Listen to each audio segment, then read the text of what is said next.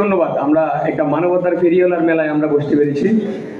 আর হচ্ছে আপনারা তো 21 থেকে 21 কাজ করছেন। আপনারা জানেন বাংলাদেশে যে গণ অভ্যুত্থান হয়েছিল, আমাদের একটা সুশৃঙ্খল টিম, যেটা গত 5 তারিখ থেকে দেশের যে শৃঙ্খলা লেগে পড়েছিল, আমাদের একটা টিম ট্রাফিক বাজার মনিটরিং হতে শুরু করে আমাদের যে টিমটা কাজ করেছিল, ওই টিমটাই আমরা বন্যার সময় কাজ করেছিলাম।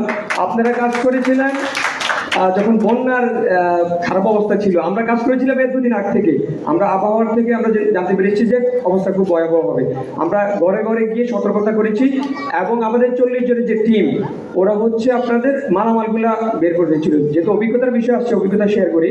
আমরা যখন মালামাল বের করতে যাই, ওনারা আমাদেরকে দেয় নাই, বলছে আমাদের জন্মের পর থেকে এমন কিছু আমরা দেখি নাই, আমরা মালামাল বের করবো না, পানি কতটুকু আসবে আমরা জানা আছে। আমরা ওদেরকে হাতে পায়ে ধরে দেয় নাই। পরবর্তীতে আমরা সারা যেখানে ডিউটি করেছি, আমাদের 6টি মোটর সাইকেল ছিল, আমাদের কাজ ছিল, ওই 6 জনের কাজ ছিল জাস্টিফাই করা কোথায় হচ্ছে লিড হচ্ছে। আমরা 17টা জায়গায় আমরা চিহ্নিত করতে পেরেছি যে আমাদের এখানে, তার মধ্যেই বুড়বুড়িয়া ছিল, ওইটাই বাঙ্গর হয়েছে। আমাদের যে সন্দেহ জায়গা ছিল ওইটা ঠিক 300 মিটার আগে আমরা চিহ্নিত করেছিলাম। যেহেতু অভিজ্ঞতার বিষয় আসছে, আমি একটা বলবো, একটা পরিবার 12 ঘন্টা যাবত নিখোঁজ। আমাদের কাছে একটা ফোন আসে যে ওনাদের সাথে কোনো প্রকার যোগাযোগ করতে পারছে না, সেটা হচ্ছে বাতানবাড়ির ওইদিকে বড়ির সঙ্গে। আমরা আমাদের টিম প্রায় 12 জনের টিম, আমরা প্রায় 13-14 ঘন্টা 4 ঘন্টা হেঁটেছি। পরবর্তী স্পিড বোট নিয়ে 12 ঘন্টার মধ্যে আমরা ওইখানে গিয়ে পৌঁছাতে পেরেছি। এবং ওইখানে যাওয়ার পরে আমরা একটা জায়গায় গিয়েছিলাম, একটা ব্রিজ ছিল শুধু, বাকি সব ডুবে গিয়েছিল। আমাকে নামাই দিয়ে বললো যে আমরা 2টা প্রেগনেন্ট মহিলা নিয়ে আসার সময় আমাদেরকে নিয়ে যাবে। আমি যখন ব্রিজে দাঁড়াই, একটি সাপ আমার দিকে আসতেছিল। আমার হাত কাঁপতেছে ভয়ে এখনো।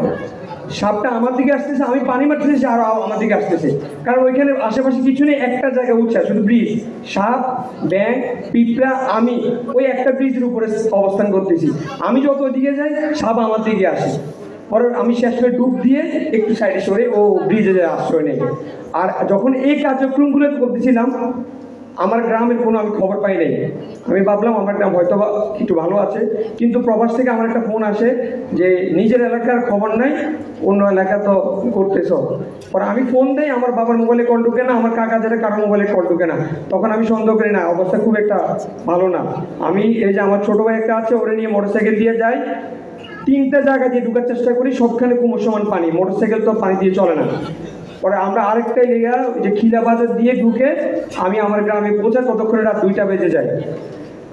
আমার গ্রামের মানুষ আমাকে দেখে কান্না করে দিয়েছে, কারণ কে হচ্ছে আর কেউ দেখতেছিলাম না। নেটওয়ার্ক বিচ্ছিন্ন, মোবাইলে আলো নাই, কোনো মোমবাতি নেই, কোনো পূর্বাভাস নেই, সবাই অন্ধকার, সবাইকে নিচে হাত ধরে কথা বলতেছে। আমি বলছি আমি কুমিল্লা থেকে আসছি। মোবাইলের লাইট দেখে সবাই আমার কাছে চলে আসছে, আমাকে জিজ্ঞেস করতেছে কয়টা বাজে। আমি বললাম যে একটু আইডিয়া করেন কয়টা বাজে। ওনারা বললো হয়তো বা ভোর 5টা-6টা বাজে। আমি বলছি মাত্র রাত 2টা বাজে। তার মানে রাতটা খুব ভয়াবহ কাটতেছিল, সময় কাটতেছিল না।